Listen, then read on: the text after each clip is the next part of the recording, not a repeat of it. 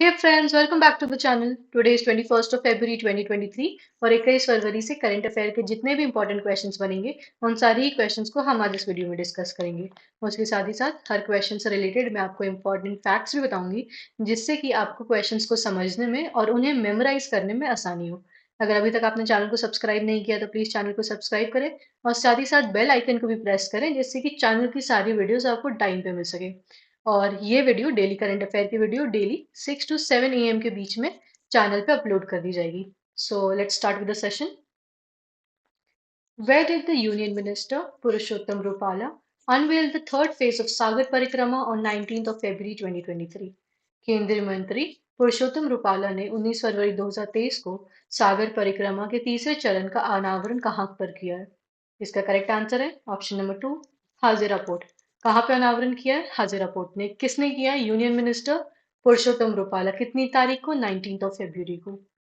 कुछ डिटेल्स को देख लेते हैं। The union minister Purushottam Rupala unveiled the third phase of Sagar Parikrama at the Hazira Port in Surat on 19th of February 2023. ये this is one the point number one. इससे normally 3 से 4 questions you can see it in your question paper. So definitely ये point को आप अच्छे से समझ लीजिए और याद कर लीजिए। हमारे जो यूनियन मिनिस्टर है पुरुषोत्तम रूपाला, उन्होंने थर्ड फेज ऑफ सागर परिक्रमा का अनावरण किया।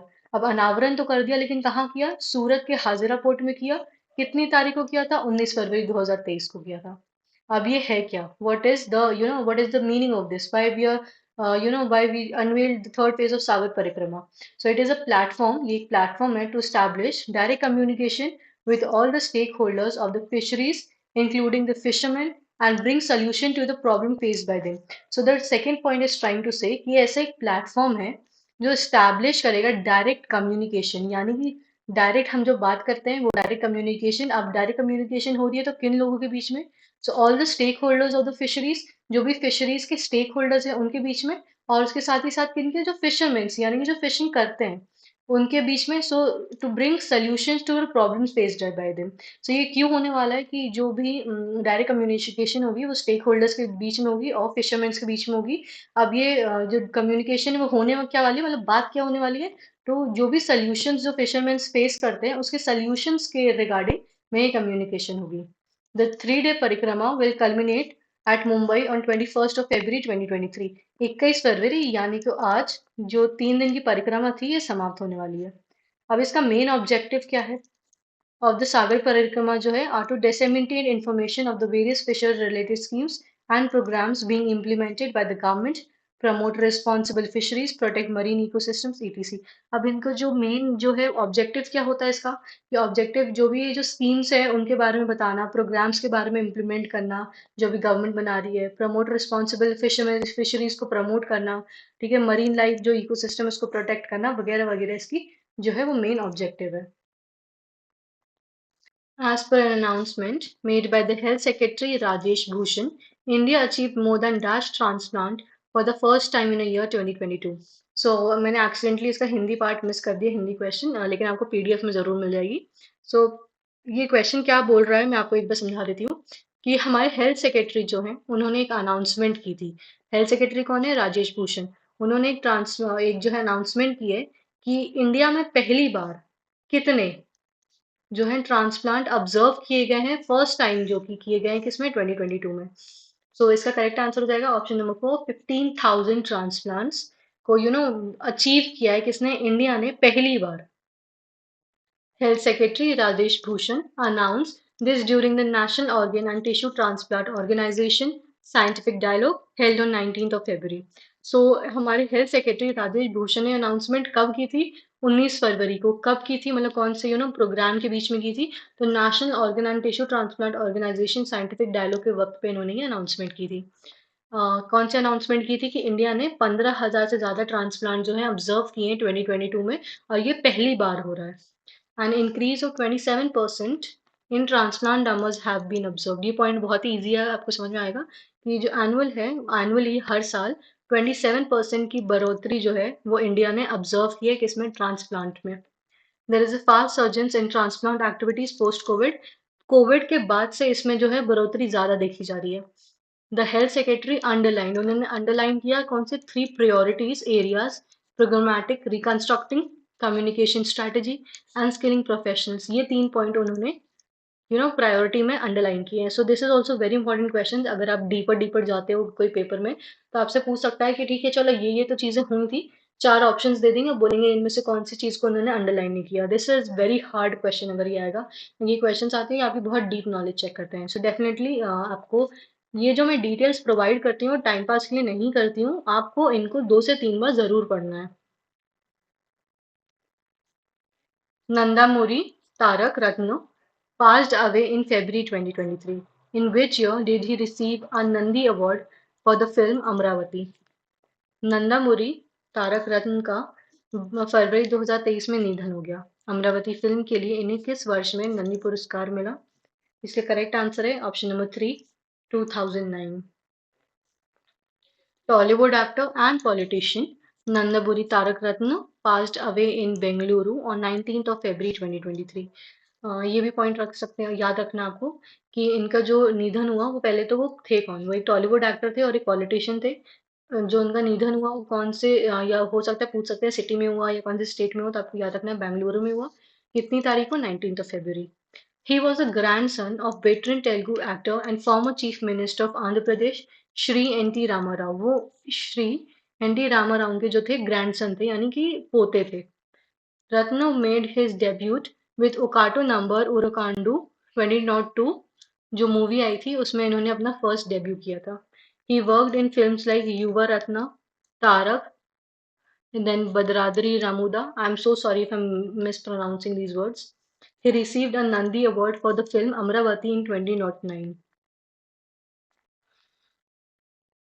Where is the 18th World Security Congress being organized from 21st to 23rd February 2023?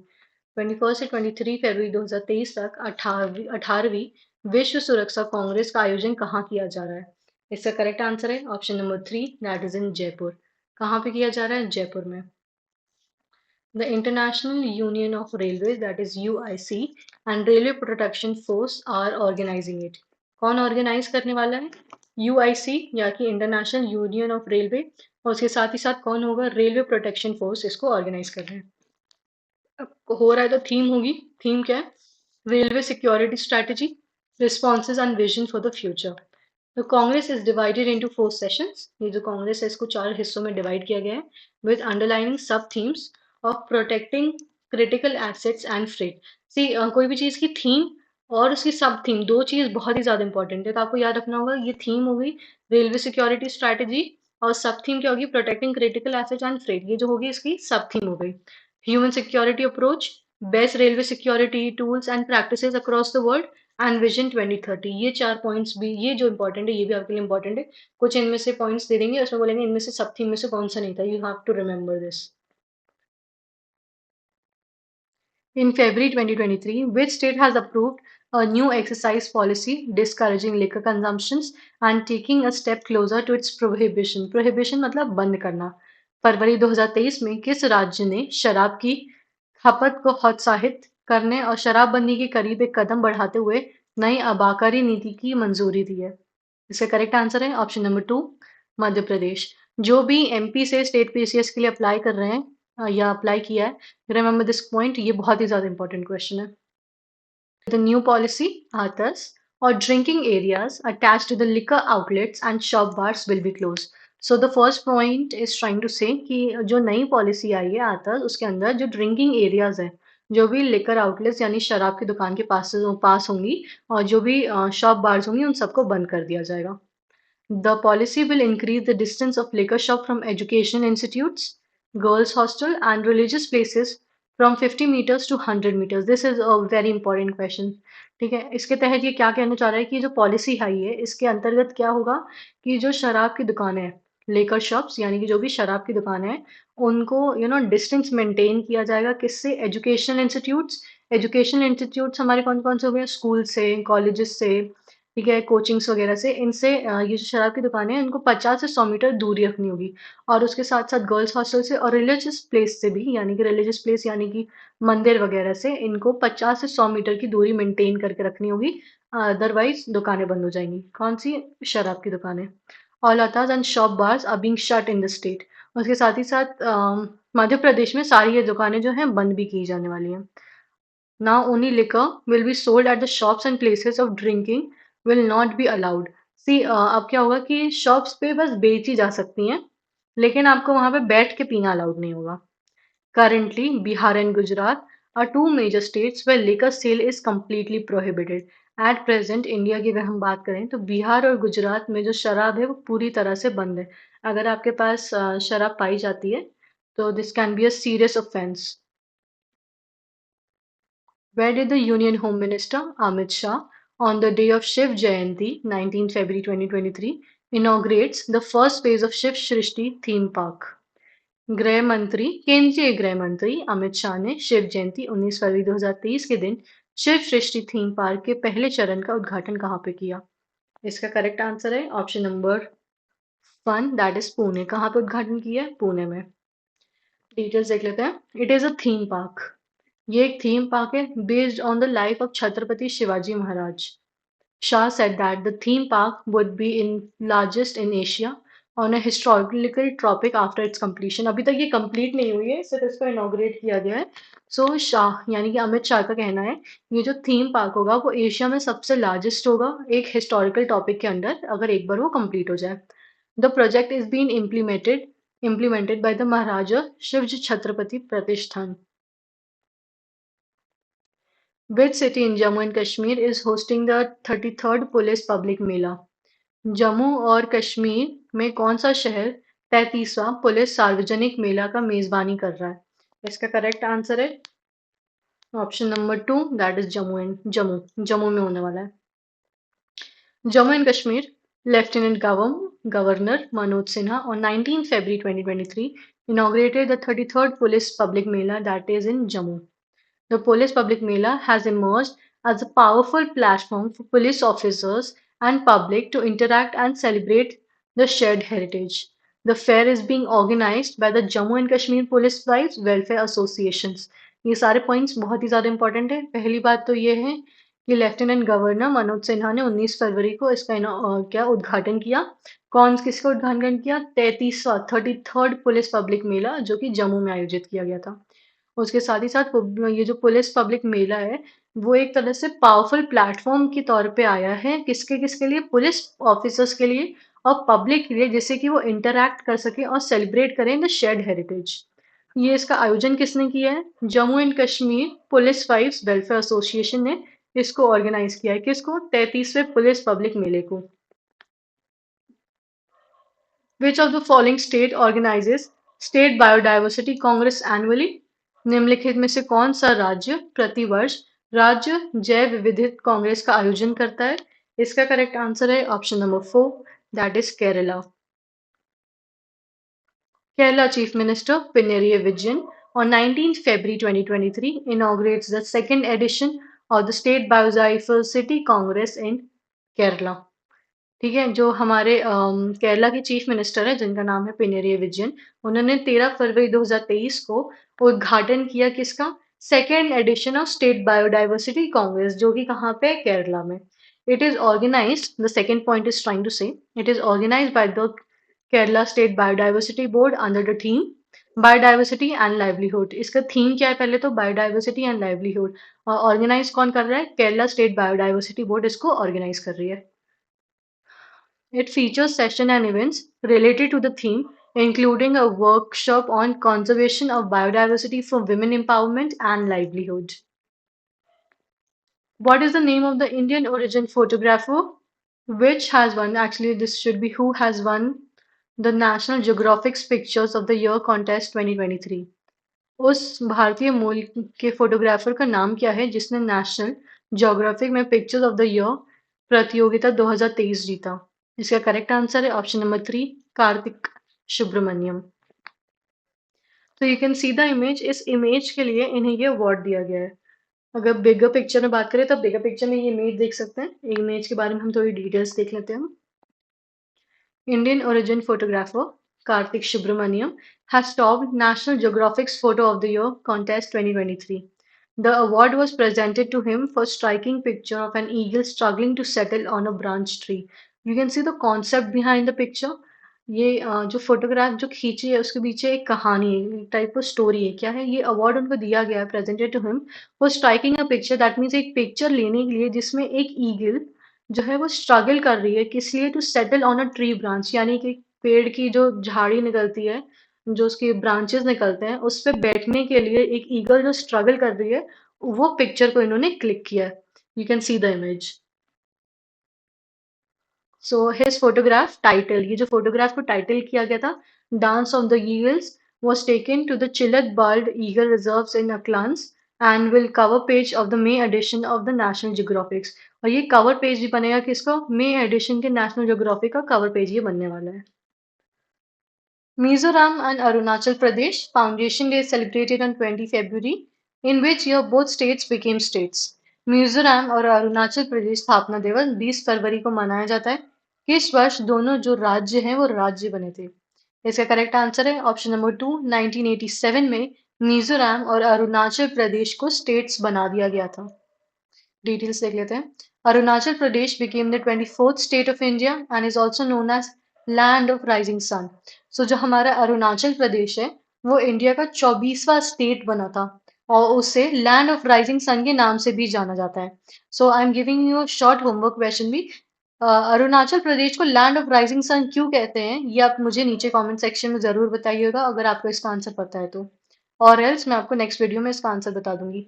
Mizoram was declared a UT, that is a Union Territory, in 1972 under the Northeast Areas Reorganizations Reorganizations Act 1971। So जो हमारा मिजोरम था उसको एक union territory घोषित कर दिया गया था कब, 1972 में। कौन से एक्ट के अंतर्गत? नॉर्थ ईस्ट एरियाज रेगोनाइजेशन एक्ट 1971 के अंतर्गत। It became 23rd state of India after the 53rd amendment of Indian Constitution 1986। सो मिजोरम जो है 23वां स्टेट बना था इंडिया का कम 53rd amendment of India constitution के बाद, जो कि 1986 में आई थी। What is the name of the mobile application launched by the Ministry of External Affairs to expedite the process of police verification of passport insurance? Passport जारी करने के police सत्यापन की प्रक्रिया में तेजी लाने के लिए विदेश मंत्रालय द्वारा लॉन्च किए गए मोबाइल एप्लीकेशन का नाम क्या है? इसका करेक्ट आंसर है option number 3, that is M passport police app.